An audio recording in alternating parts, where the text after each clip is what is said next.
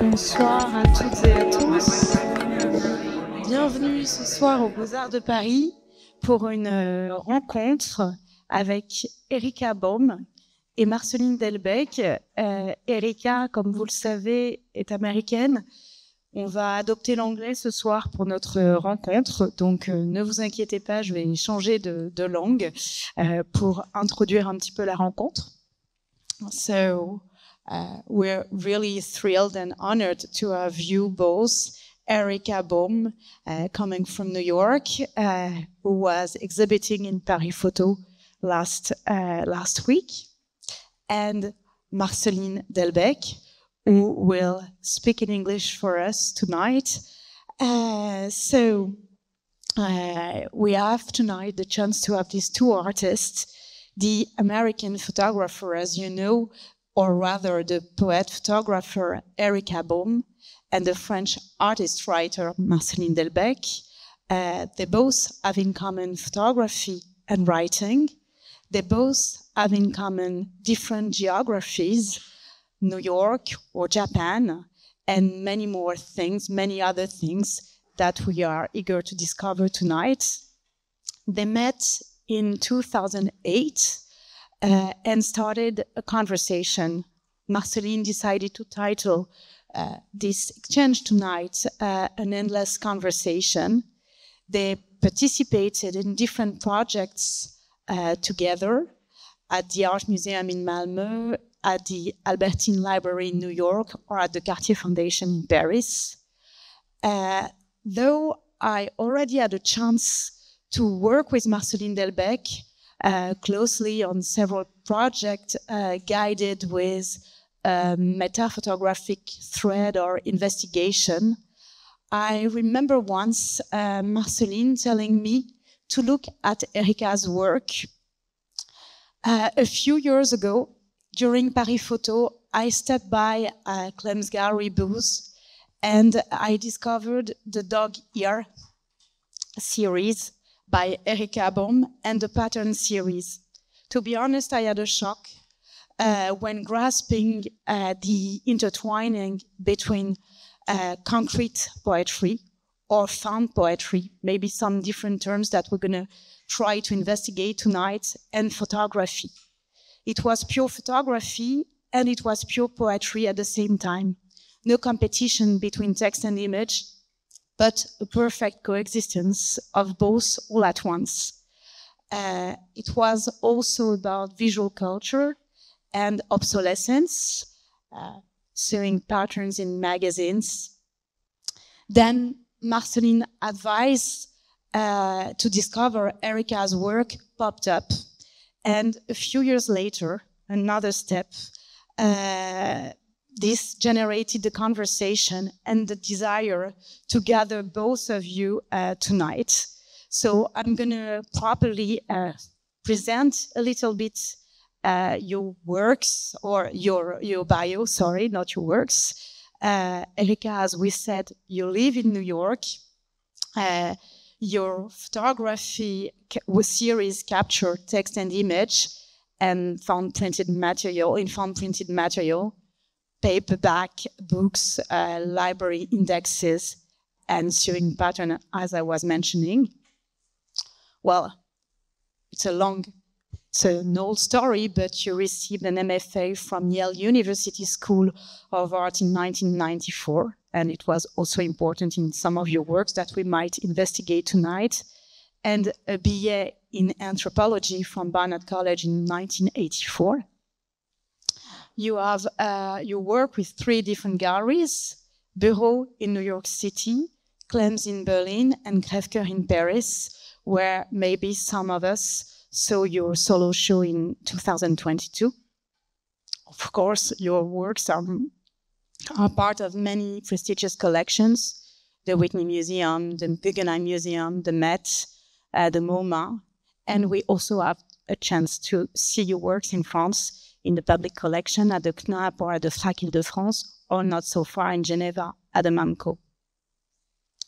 Marceline Delbecq, You define yourself as an artist writer, but not only, also a translator, also a teacher.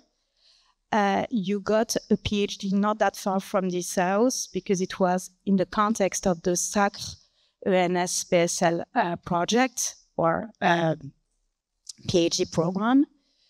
You also write for different art magazines, also the art newspaper, AOC, Les Carnets du Paysage, and you started a little bit investigating photography when you were studying photography in the US, in Chicago at Columbia College, but also at the ICP, the International Center for Photography in New York, in the end of the 90s. And then you graduated from another art school, from l'École d'Art de Caen, l'École des Beaux-Arts de Caen in 2002. You also did some curatorial training in Paris 10 Nanterre, and you exhibited extensively.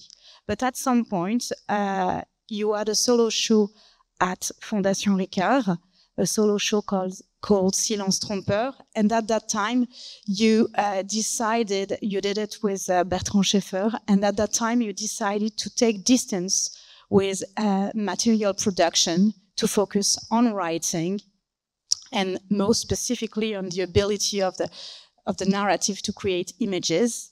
Your texts, for our joy, can be recorded, read, or published. And among the many writings that you published, we can mention Envolé in 2023, Camera, that might be around the table, in 2019, Dialogue with Eliga, because the idea of discussing, having a conversation is also something that we might deal with tonight, or Oubliez Voir at Cartier Foundation and Manuela Edition. So now I'm going to leave you in order for you to start this endless conversation, or at least a small moment in this endless conversation turned public. So thank you both for being with us tonight.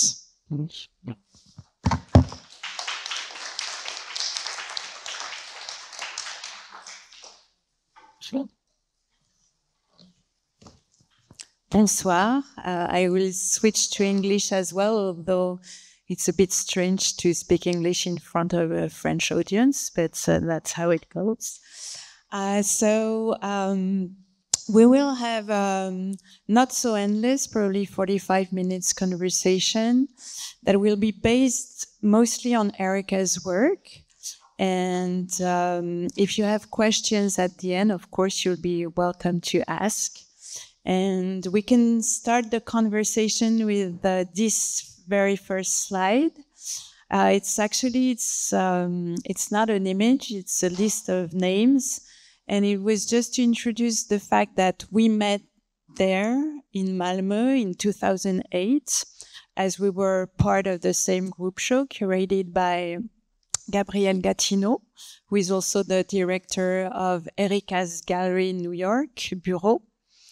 And that's how it started. And so 2008, and now it's 2024, so I can't really calculate, but it's been a while. It's been, 16 years now?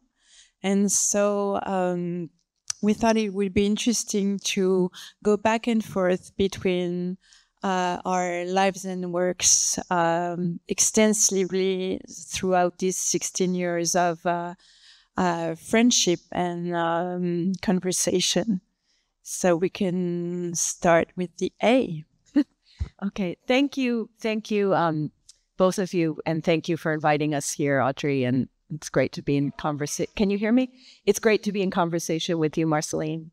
And really, this conversation is a very organic one because it started when we were in Malmö, and it's continued over the years, meeting occasionally in France or meeting occasionally in New York when something brings one of us to one of those places. What I prepared here was a selection of works from different series, and I made a point of choosing works that deal specifically with text. So but it's a key through line with a lot of my work. And so for this first thing I'm presenting to you, I started this when I was in graduate school at Yale. I majored in anthropology in college, and I was looking at student life at Yale and making a kind of look, a sort of classic street photography type look at student life at Yale. And I got really interested in the trappings of things in the architecture and the student life in a more abstract way. And I had a kind of an epiphany moment when I started photographing with a view camera and looking at blackboards. And I would go into classrooms and photograph blackboards in between class. And so the idea was that it was separating out the signifier from the signified, giving you this sense that there was something important here that somebody was learning, but we're coming to it, me and then the viewer are coming to it from another place. So I just have a few selections from each projects. And I like the sort of palimpsest aspect of it, the layers and the language and the photographic aspect of it too, because these are things that were meant to be fully erased and nobody bothered to fully erase it, but it's ephemeral. And that's something that photography is so interesting for, because it captures things that arrests things, as you've mentioned in your writing as well. It'll come up later. But that it gives you this, question about ephemerality and meaning and language.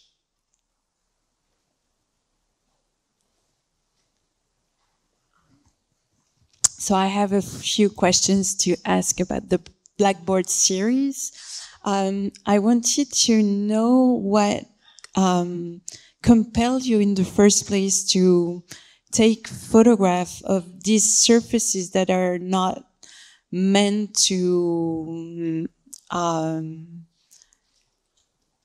keep the language that they're holding. They're meant to be surfaces of inscription, but they're not surfaces of print. So I was interested in knowing how you just decided to work on this series, and also because I think that it's the first series you worked on, and you've been working in series for the past 30 years. And so how did you decide to turn one image into a series? Well, it always, I'm just going to go back so we can, it's funny because no matter how I start this conversation, I'm always ending up referring to something that we're not seeing from something previous. And actually, this wasn't really the first project. When I was photographing students, and then I started photographing the desktops where the students sit in lectures and where they're carving in things. And that also was a palimpsest, but a much more fixed one.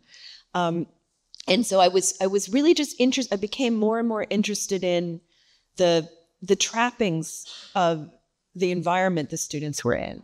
So I was photographing in the classrooms, initially looking at the students, and then looking at the desktops and finding the language there. But then the blackboards came up incidentally as part of the landscape that I was choosing to focus on. And in photography, a lot of photography is about exploring and then realizing afterwards. At least that's been the case for me. So that's how it started. And I was using a view camera because as a student there, everybody's encouraged to at least try using the view camera. And it's really an interesting tool for drawing out things that you don't really see. So for example, blackboards, you don't necessarily have this contrast in this rich environment. It's a little bit grayer, and the photographic process can allow me to draw it out and you see more. So it kind of evolved from photographing other things and picking it up incidentally. And then it just became a very exciting moment for me because prior to that, I was really eager to do something with photography, but I hadn't found my own voice. And this series became more of a voice. And then one day I knew when I could go into the classrooms at Yale when they would be empty. I kind of had a sense of when I could access them. And one day I went in and all these high school students were taking a state exam, and I couldn't go through the classroom. So I took my view camera, and I had my view camera, I had my lights, I wanted to work, and I took it to the library. And that's how I started the card catalog project. And in those days, this is in 1994, when you wanted to look up a book, you went to the card catalog index and you looked up a book based on a topic or the title or the author. And to me, it wasn't meant to be it wasn't about obsolescence, but then it became about obsolescence. So, True. And if we go back to the blackboards just for a second, I was also wondering if you had ever photographed outside the classroom, like signs you would find on the campus or billboards or posters. Is it part of your research at that moment? Or is it something you've never done? Well, when I was on campus, it's funny, I did do a few outdoor things. Some people had written in chalk on the side of a wall, and I photographed that. And I showed that at the critiques at school, and I said, see, I do go outside. So, but I wasn't really as drawn to that. I mean, once I started getting excited about the blackboards, I really stayed with that. And then when I started moving into the card catalogs, I was doing both. When I graduated, my presentation was blackboards and card catalogs. But the card catalogs, I was just starting at that point, and I continued the card catalogs after I graduated. Maybe we can explain the card catalogs process to the younger generation who has never probably used it. It's the ancestor of Google, but it was very material, and you had to use your hands to go through cards and to find the information you were looking for. And now it's completely over. I mean, when I was doing my PhD at École Normale Supérieure, there's even a sign on the boxes that says le fichier est mort, il ne faut plus l'alimenter, which means that the file is dead, you shouldn't feed it anymore. Well, when I first started this project, I thought I was doing something quotidian, something that's a matter of a daily practice. It was a matter of, allowing us to see something that we ordinarily don't notice. But again, it wasn't about the fact that it's no longer there. But very quickly, when I started doing it, when I left school and I went back to New York and I started working in libraries in New York and different places, various libraries were starting to decommission and de-access their card catalogs. So even in 1994, 95, 96, they were starting to withdraw them. And so I realized, okay, I'm going to embrace the documentary aspect of this, which actually is really, I think, always a feature of photography anyway, because it's always a moment, and that moment's always gone. So even if it's not part of your intention, you kind of have to accept that it becomes part of the meaning. So I worked in various libraries, and each library had a different story for access. So for NYU's library, I have no connection to it, and I had to write to the librarian and get permission to go in and work. And then when I worked at Columbia, because I was an alum, I had a card, and I would just go in with my view camera. I never asked anybody, and nobody ever questioned it. Which was funny because it's a very, as present as this is, like with a tripod and stuff, but they were renovating the library at Columbia, and I think they must have assumed I was officially there because it looked so official. But then there was... Maybe you can also describe the view camera and how you stand behind the view camera is very different from taking a picture with your phone. Yeah, I mean, the way I would say is that I first knew about view cameras as a kid from cartoons, like the old cartoons where you see somebody, they put a cover over their head, they peer in, they look at a glass, and the image is upside down. And the whole point of a view camera is that it allows you to work with a larger negative so that it gathers more material, and the view camera allows you to manipulate and choose your plane of focus, which is not something I particularly explored, but it is an option. It's one of the tools that the view camera allows. And what I got excited about the fact that I felt like in this case, for example, it was almost like a history, like we're seeing, and it because of studying anthropology and thinking about structures and history, and the sense that the organization of the cards is also, in a subtext kind of way, giving us a portrait of a time. And so this was an era that's long gone. And did you already feel that all these words that you were capturing with the view camera were possibly starting points for poems? Let's see. I think that at the time when I was doing this, I was thinking about the way that language could have a presence in a visual field in a place, that it would be something that wasn't what you'd expect in a photograph to be so centered. In the next series, it became even more apparent that poetry was really what it was about. So let's get to that. Oh, first let's get to this. Yes, it's a recipe by poet Emily Dickinson, whom I know you're a great fan of. And I thought it was a fun way to introduce the rest of the series from the Frick collection, because here you have a few words. You know, it wasn't meant to be a poem. It was meant to be notes for a recipe and just to make cake. But then it becomes a poem because you'll never see the cake itself. And it's really spare words on the page.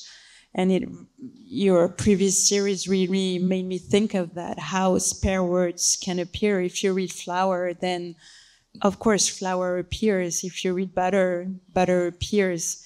And then we can move on to the next series, and we'll see how butter and flower mix together.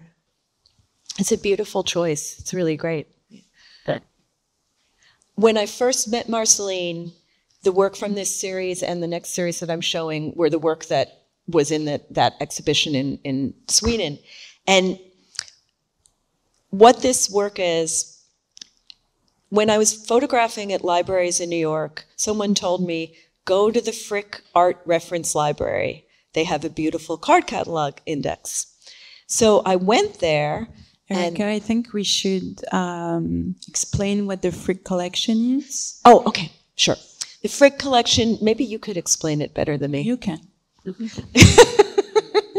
Well, it's a museum that specializes in art from a particular period of time.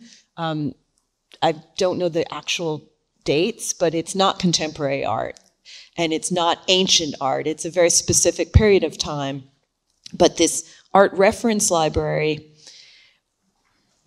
what interested me when I went there was that they also had, and again, this is something that was true in 1998 and is probably, if it exists at all, not used at all. They had a collection of 8x10 glossy black and white photographs of paintings. And they were paintings that were not restricted to the collection at the Frick Museum, but they were paintings that corresponded to the period of time that the Frick collection represents. And if you were an art historian, you could look at one of these glossy images of a painting and learn from it, which is, again, it's almost impossible to imagine now with Google Image and all the things we have now, but that was actually a laborious way that you could research. So what art historians would go there, the Frick Library was very official. You had to have permission to go. You had to have a reason, all that sort of thing. And I got really excited by the catalog of cards corresponding to these black and white photographs of paintings. So it's a little bit of a number of layers to get to something. So what we're looking at here is we're looking at the notes that the librarian made that correspond to the content of a particular painting. So on the other side of this card is the name of the painter and the specifics about the painting that this black and white photograph, that it's being referred to. On this side are all the things in that painting, but if you see that it's all plural, it's because the notes for the librarian who organized it, these are things that are in other paintings as well.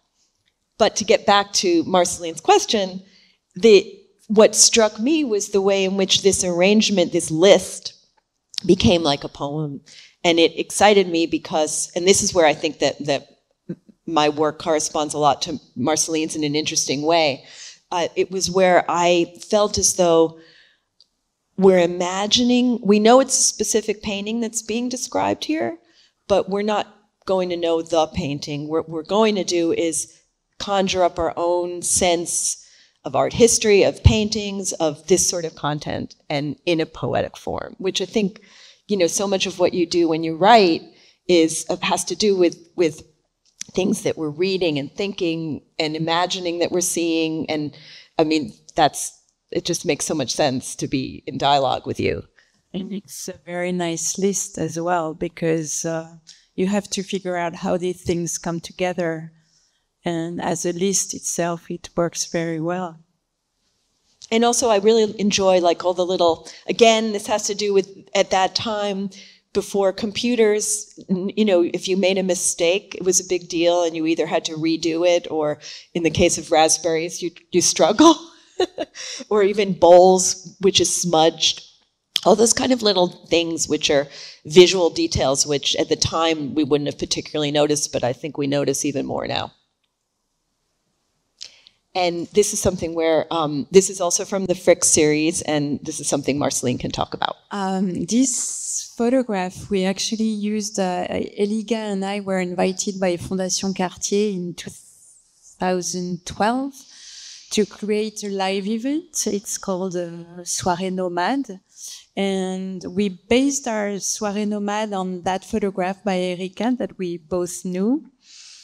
And it was a very interesting starting point to create a live event based on the juxtaposition of swans and amputees. Because of course it works as a photograph, but as a set of words, it's very awkward. Why are swans together with amputees? We don't know. And we decided that the Soirée Nomade would be a way to explore that. So we invited choreographer Rémi Héritier. We invited writer Claire Guézangar, who's no longer alive. We invited artist Trisvana Michel. We invited actress Elina Lowenson. We invited graphic designers Office ABC. And each proposition was a way to address this question of why swans amputees, and altogether it was a very interesting live event, and Erika wasn't there because it was her son's birthday, so she missed it all. Yeah, it's interesting because I always have this, I always imagine what this is. When I work, I try to, I intend to just separate the source because I don't want to be limited by it. So I don't want to dwell on what the painting was that this is based on. And so I want to free my imagination as well. So for this one, I always thought, well, actually, I'm not even going to say because I had a thing I used to think and now I'm thinking something else. So that's the whole point.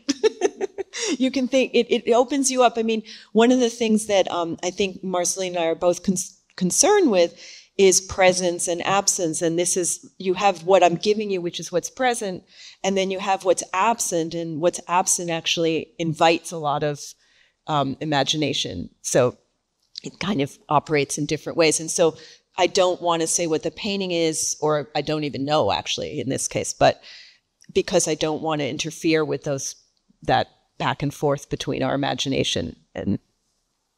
I also had a very technical question about the materiality of paper, because in the Blackboard series, we could sense the blackboard, and here we can sense the paper as well. So can you tell us how you photographed these cards? Yeah. Were they on the table? Were they on the wall? Did you? They're actually in the card catalog because they're through the cards are always in a wooden case along with a hole in the center and fixed, so you can't actually remove the cards. So I would just pull out the drawer as far as I could. And in some cases, I don't think I have an example here, but in some cases you can see the hole where the rod goes through. But I wouldn't take them out because you're not allowed to. Yeah. And so this is a close-up section of the card. The rest of the card is blank, but let's see what's next. I just enjoy this because I think it's funny. It has meaning, and I like the check marks. It kind of, it's like cloak and dagger, the, spy versus spy sort of idea. And yet there's also a lot of going on. Oh wait, actually I wanted to say something else about this.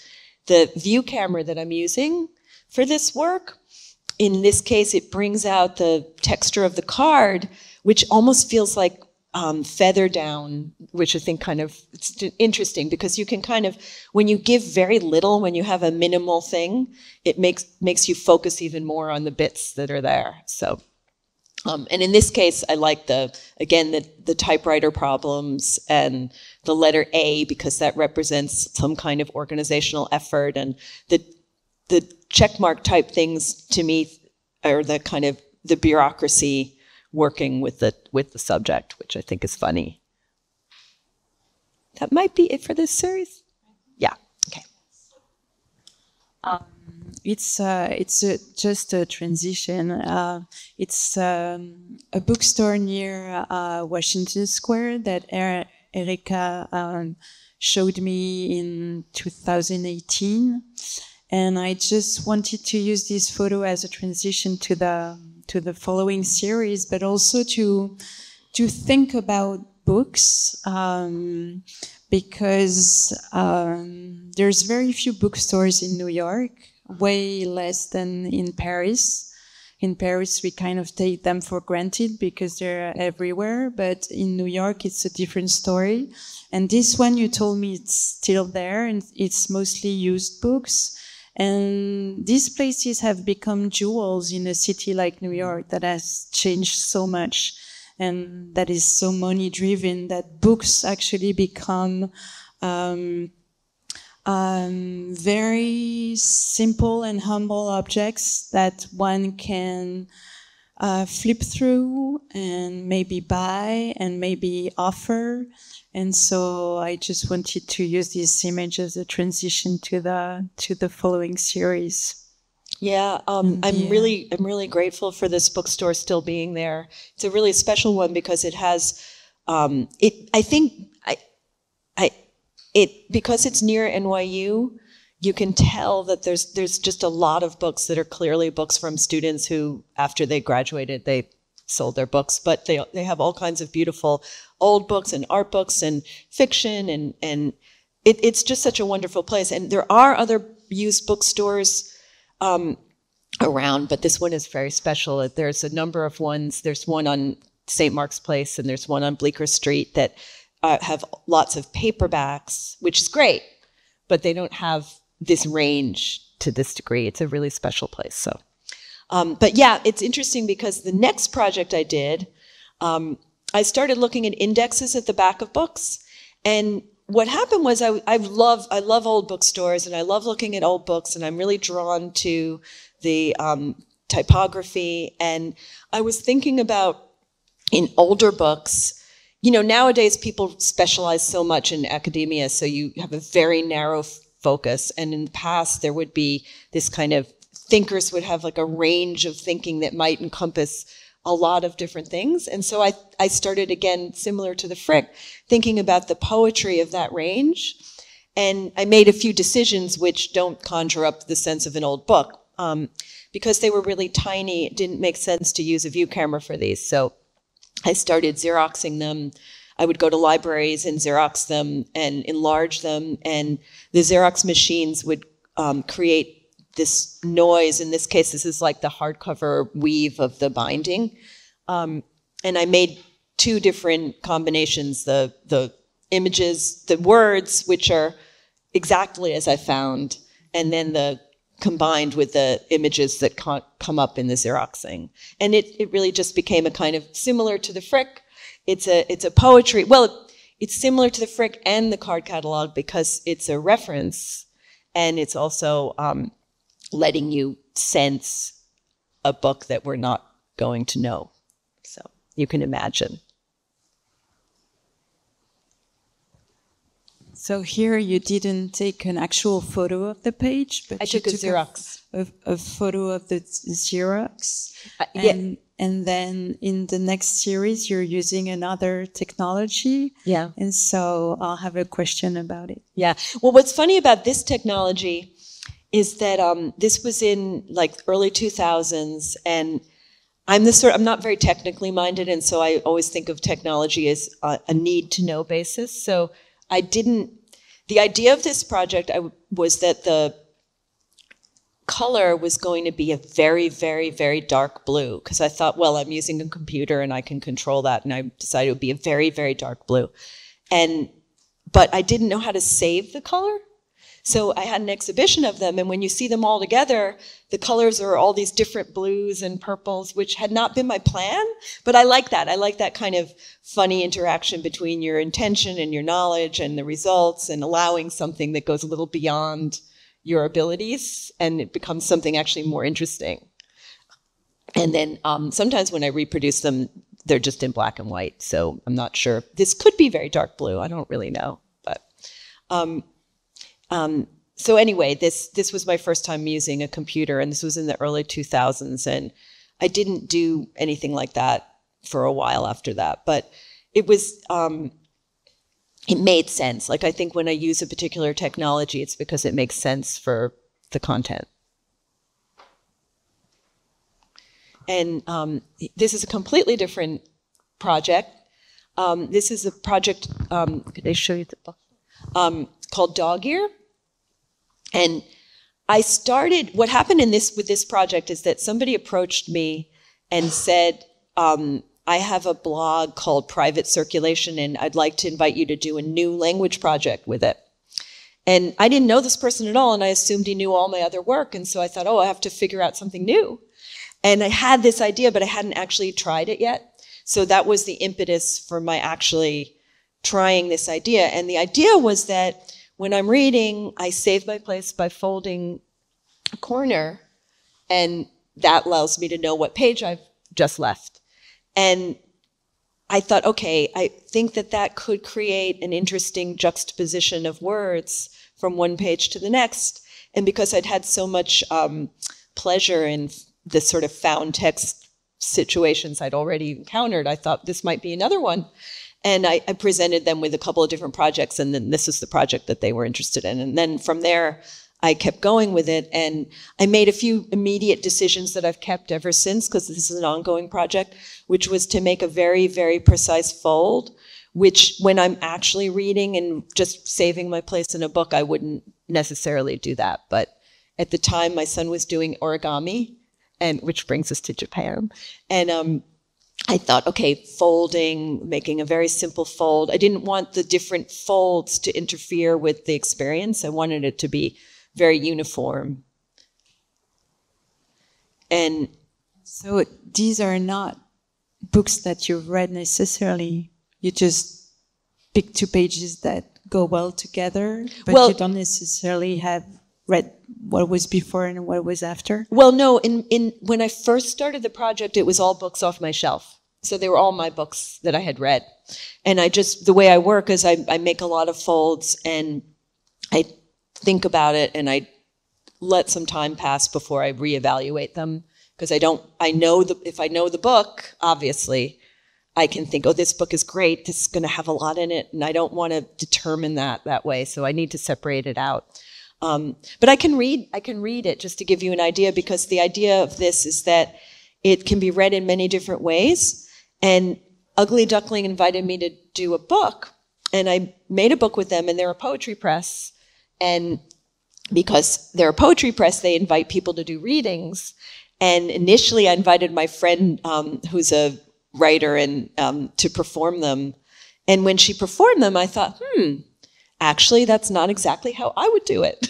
So it made me realize that I did have a way in which I was reading them, and that the way in which I'm reading them is part of how I'm determining my choices. So I'm just going to read this one. I'm enclosing here or remain. You can also do now this. I'm turned with you if I, answering no, tiniest yes, so it is last, me. And of course, anybody is welcome to read it other ways, but that's just how I read it.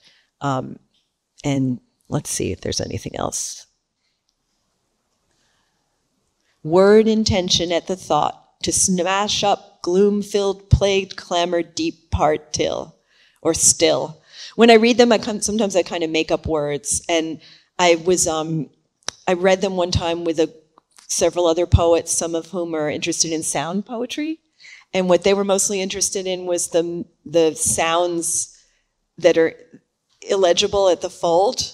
And so they were having fun with that. So it's kind of an open-ended thing that you can, And you said it's an ongoing series. So are you constantly hunting for dog ears, or how do you work? Like, if you go to a bookstore, will you look for books that could work as dog ears? Sometimes, but it's also my books that I'm reading.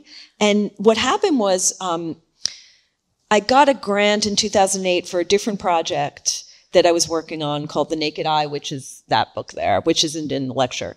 And at the same time, I was excited about doing that work, but then Ugly Duckling invited me to develop a book, so I had to put aside that work and come back to it later. Maybe we can, yeah.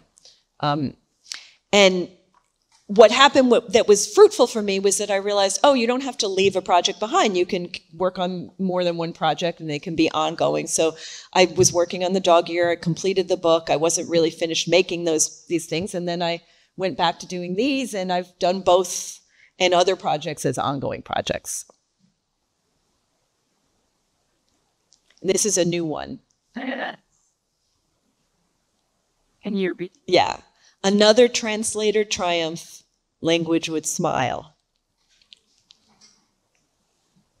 And I don't always keep the numbers there, but I mean, sometimes they don't have the numbers, but it's interesting when you see them. And I think you haven't mentioned that you're using a scanner for these. So can you tell us more about it? Yeah, I mean, it's fortuitous because the scanner, again, these are small things. So similar to the index project, it didn't really make sense to use a view camera for something so small. But the light works really nicely, and it has this trompe-l'oeil sort of effect, which works really well. And again, because I'm not very technical, that I kind of feel like that was lucky, Do you print these images yourself, or do you work with a lab and have them printed for you? I print them myself up to a certain size. I print them up myself up to a certain size, and if it's beyond a certain size, then I'll have a lab. But I mostly don't work beyond a certain size, so yeah. And this is blank. I'm not sure. Well, it could fit Albertine. Yeah. So let's talk about Albertine. Actually, that fits because I talked about dog ear at Albertine. Okay.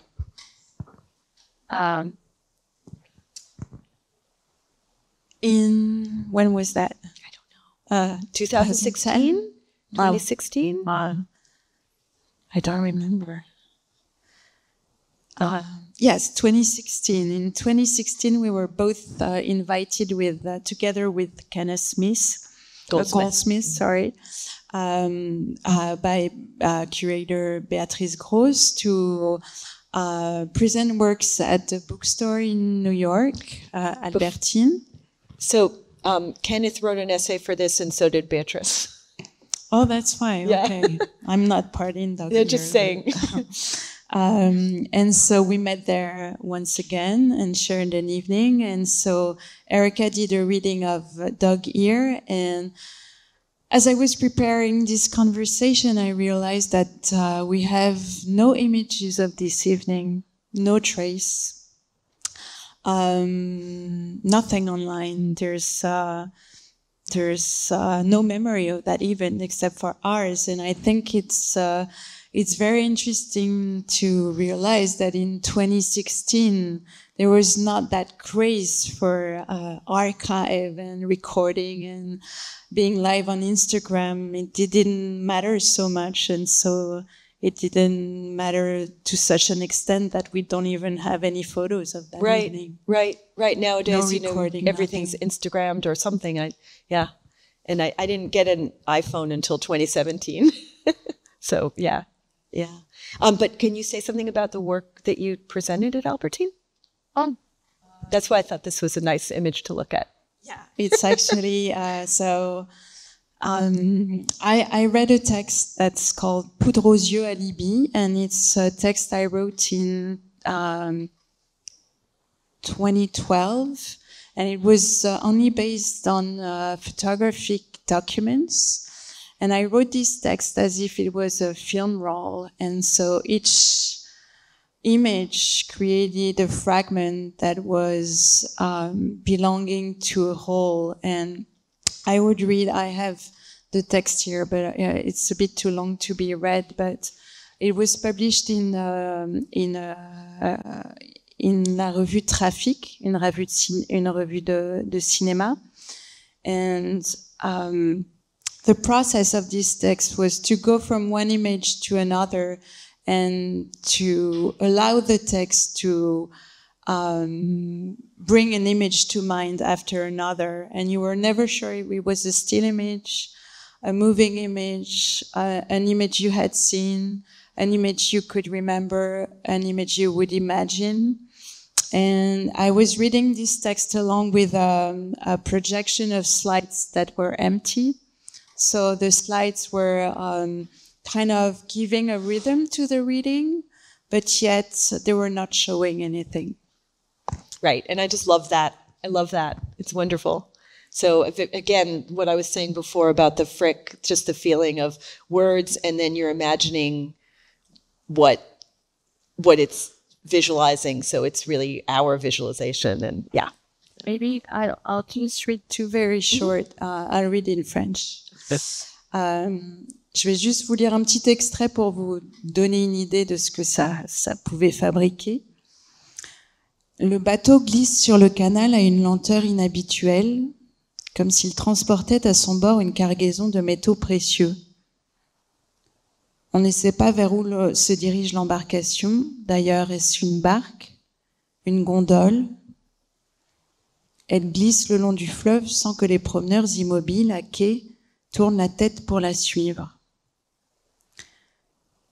Il ne voit pas qu'à sa proue, une boîte en bois, posée sur un trépied calé tant bien que mal pour que les ondes ne le fassent pas vaciller, est équipée d'un objectif, d'une manivelle. Depuis le départ de Moscou, des gens immobiles dans les champs, sur les rails, sur les routes, travailleurs, babouchki, adolescents sur leur vélo, se sont arrêtés pour regarder le train le plus moderne de Russie traverser leur paysage. La plupart d'entre eux n'iront jamais jusqu'à Saint-Pétersbourg, ne se doutent pas qu'ils sont des figurants brièvement inscrits dans la rétine des voyageurs. Une gondole glisse sur le canal à une lenteur inhabituelle, comme si elle transportait à son bord une cargaison de poudre à canon. Elle glisse le long du fleuve sans que touristes et locaux, mobiles, à quai, tournent la tête pour la suivre.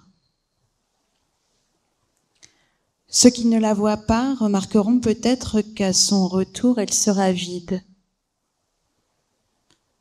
Ils ne voient pas non plus qu'en son centre, une boîte en bois, dont la longueur occupe toute la cale, glisse lentement au fil de l'eau, sans perturbation aucune, indifférente au moteur, aux clameurs.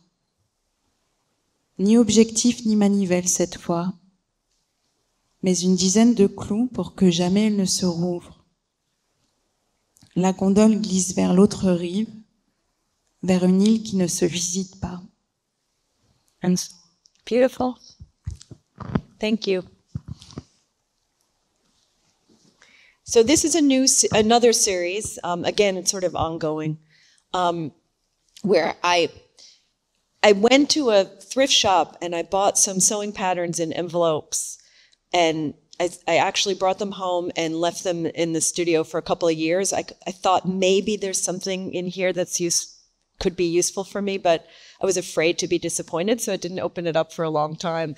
And then when I did, again, I have to start by saying they're sewing patterns that were for people to sew at home. And clearly from what I'm saying, I hadn't used them myself ever, or I would have known what was in them. But anyway, they're factory folded in this sort of tissue paper that's got a fibrous quality to it. And they're slightly transparent, and I opened them up and I realized that they had a wealth of information and material and another universe for me another place to have a kind of photographic exploration and have a different language. And again, as an outsider to the intention of the thing, that freed me up to play with them. So I'm kind of taking a slightly detached stand in relation to the material, which I think is part of how I operate, because I like to have that freedom from the thing. I want you to feel the source, but I also want to be free of the source. So in this case, the darker lines are one level, and then that grayish line is another level through the paper. And the wrinkles are part of what's interesting about it, because when I'm making them, I'm always struggling to make it as seamless and flat as possible, but the wrinkles are actually what make it photographic and interesting. So it's kind of, again, a funny battle between ability and results. And I just enjoy, again, a language in a visual field that I can find and play with. And in this case, a much more pointed subject matter, because it's all about something very domestic that was available for people to use, which we mostly associate with women. And then the way that the language can play with, you think about permission and and fashion, and playing around with the idea, skirts are long this year, skirts are short this year, what's allowed? And I'm playing with that because I'm not dictating anything, and we're in a place where we don't have to feel that we're being dictated to. Oh, I thought I had more of those, but maybe I didn't. I had one question about this series. I wanted, because everything we've seen is really part of Americana in a way. Mm-hmm. And for the pattern series, I was curious to know if you were interested in working, like, I know you're going to Japan in the spring. Would you be interested in looking for patterns in Japan and Japanese and see how things are, described and drawn, or because it's still an ongoing series, right? Mm-hmm. So do you feel like you want to explore other ways to compose patterns for clothing and sewing, or do you want to stick to that material? Well, unfortunately, with this small selection, it can't really illustrate what I'm about to say, which is that one of the things that interested me right away with all the sewing patterns I found is that they often have other languages as well. So they'll have French and Italian and German, occasionally others, but mostly French, Italian, German, Spanish. So it'll become like a list in Dutch sometimes with different languages. So, and then what led me to the next series was looking at magazines from other countries and where their sewing patterns were included as inserts in the magazines. So I guess that's a good translation to the next. There's just a little bit from my project Fabrications. And in this case, this is a coupon in magazines where you have these sort of annoying cards that stick out and make it difficult to, they interrupt the flow of turning pages. And I was looking at the cards, and when I started collecting those magazines, initially it was because I was looking for sewing patterns, but then I started getting interested in the magazines themselves, and the very first thing I started to collect and think maybe I'll do something with eventually were those cards, because they were so vivid and beautiful. But yeah, in Japan, it's kind of open-ended what I'm going to look for there. But I've seen Japanese sewing patterns. One of the things I really love with these is the tissue paper.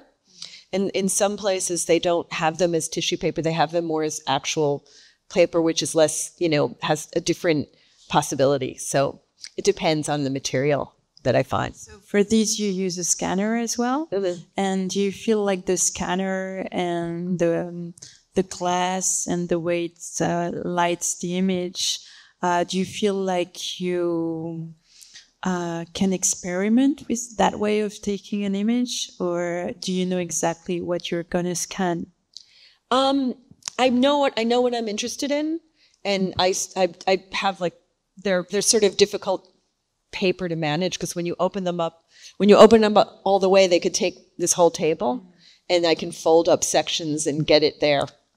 But then I'll have a part that I'm actually interested in that I'll edit down, so it's kind of a crop.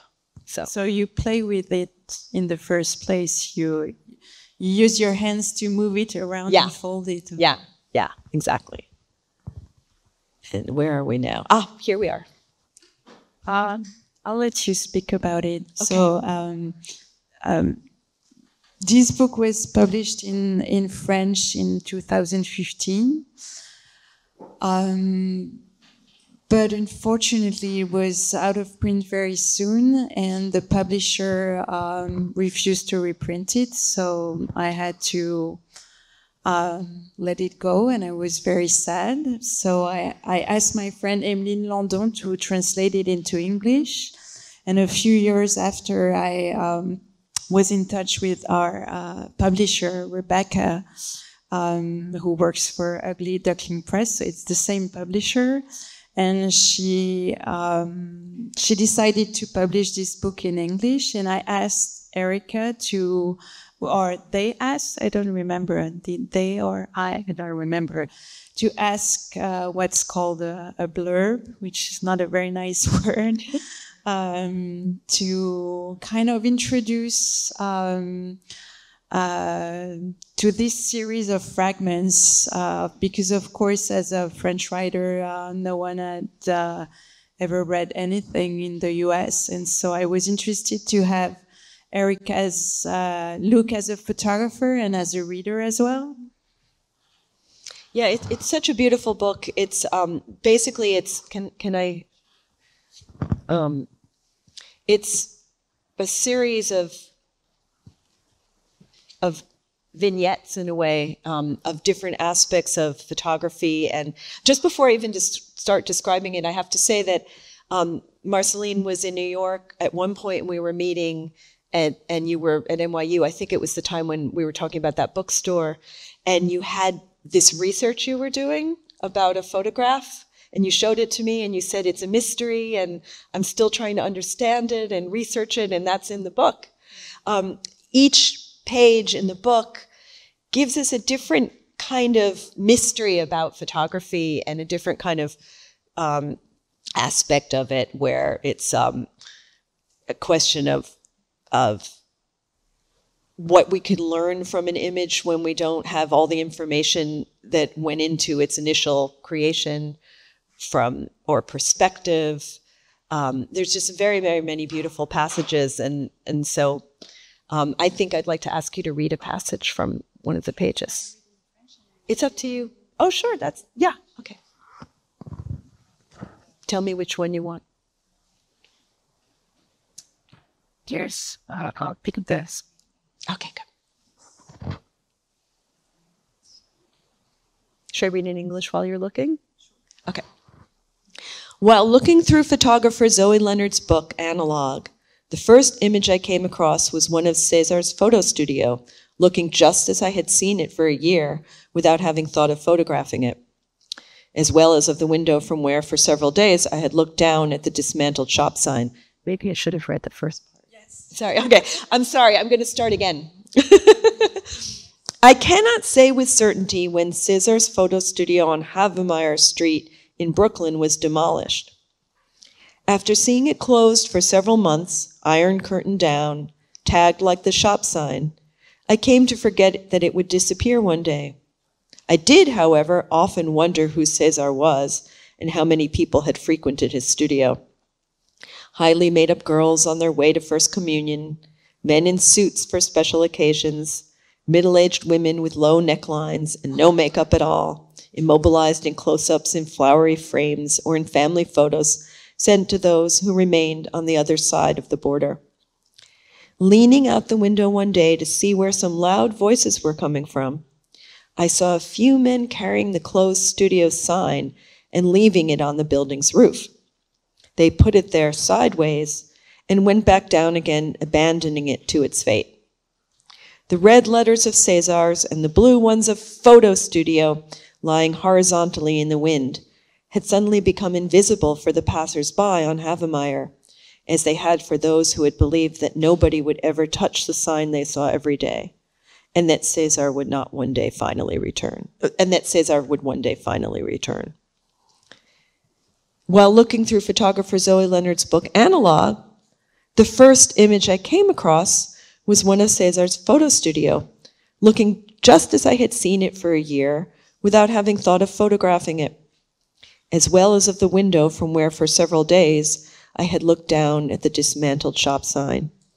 And so, Zoe Leonard had understood before anyone else that César's studio was doomed to disappear, like so many other buildings in New York. And I just want to say that another thing that Marceline writes about in the book is Walker Evans' photograph of a photo studio. And, you know, all these things kind of tie together in an interesting way. You also talk about Faulkner and the mystery of the cameras in the photo of him that, you know, Walker Evans photographed Faulkner's world, or Eggleston. My theory about that is that those were Eggleston and Walker Evans cameras, because what Marceline is asking us is, why don't we ever see Faulkner's photographs? So that was my, I don't know. I mean, maybe, you know. But anyway, the book is really beautiful because it talks about different aspects of photography and histories and moments and ties them together in interesting ways. Not that they're all tied together, but the facets of it are really interesting. So, which I think is a nice lead into our next snapshots and photographs and other kind of vernacular and other kinds of issues and questions. So. I'm not sure if we still have a lot of time. 10 minutes? We'll go through very quickly, but we just thought it would be interesting to speak about those snapshots. And when I realized that Erica and I had photographed cakes when it was at 2018 and 2023, I just wanted to say that I've known Erica's work for a very long time, and I follow her on Instagram, and her work on Instagram is very different. And what I can tell whenever I see a post by Erica is that she's a photographer, because not everyone is a photographer on Instagram. A lot of people take photos, but they're not photographers. And the way you document the New York City life is a photographer's way of doing it. So that's why I wanted you to show a few snapshots that you take with your phone or not, and that kind of together they draw a history of a contemporary life in New York, and they also show how much this city is changing. Yeah, I think it's interesting going back to camera that we're concerned with photography, and so in a way the snapshots are my chance to show my concern for photography in a more traditional sense, but also in terms of the vernacular of in the history of photographic taking, that sort of informal as well. So I'm going to go through them really fast. Maybe I'll just look at them and not say anything, just to be fast. I mean, I selected this one because it has a lot of dimensions to it, because it's Orchard Street in New York, which is a classic street in New York where people on the Lower East Side came and sold clothing, and it still exists to some degree. But the day I was photographing, I went there on purpose because they were making a film. And so they were recreating the street even more than usual. And I took a bunch of photographs, and then people I know responded as though that was the way Orchard Street still looked. So it's kind of interesting. I think there are layers to that because of the fact that, to some degree, yes, we all know, we who live in New York know that Orchard Street still retains some of that quality, but I also knew that not to the extent that they were creating even beyond that. So I just thought that was an interesting dimension. And this is a garden in a nearby neighborhood that is facing eviction, and it may be destroyed to build apartment buildings. So it's a kind of important to document it. So I'm photographing there a lot.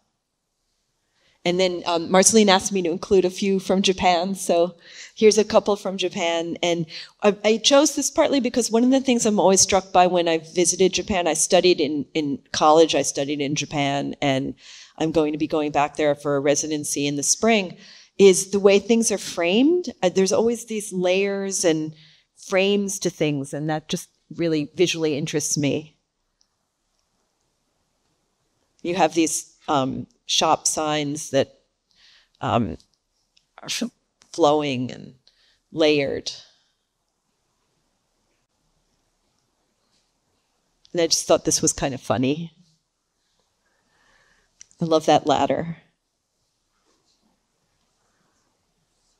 And then I put these in just because these are a particular historical thing that this is near where I live, and so when that happened, I was on the street with everybody else, and in that case, this is 2001, so I didn't have a smartphone. This is with my point and shoot camera, and it's just, obviously there's lots to say about that.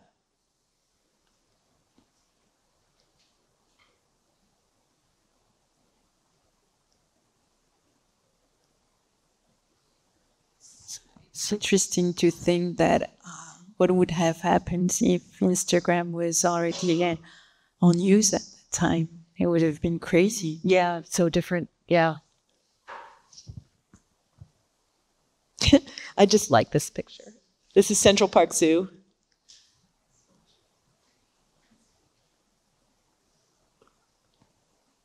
And I like, this feels very Walker Evans-y to me, and I just like language. I love when I find words, and especially words that, I'm always interested in the slipperiness of words where they can mean different things. And so there's the initial intention, and then there's other ways we can think about that word.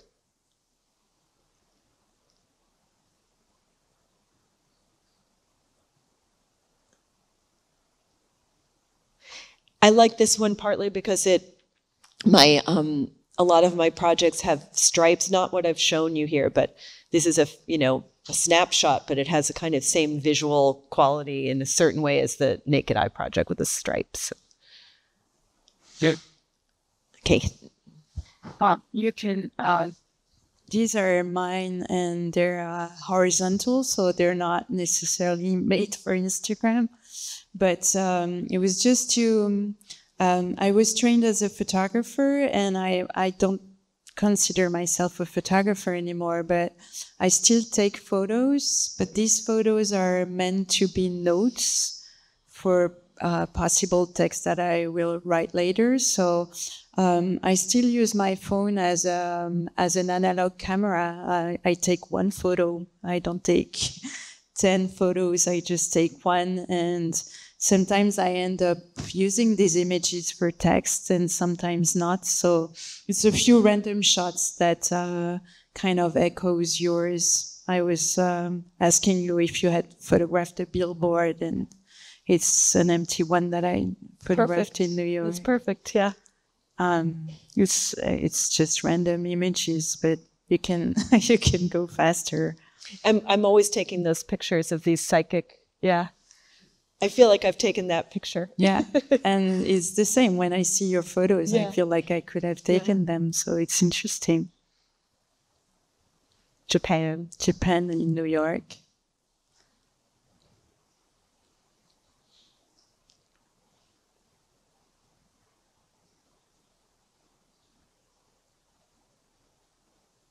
And it's a metaphor for being here tonight. Thank you. to you.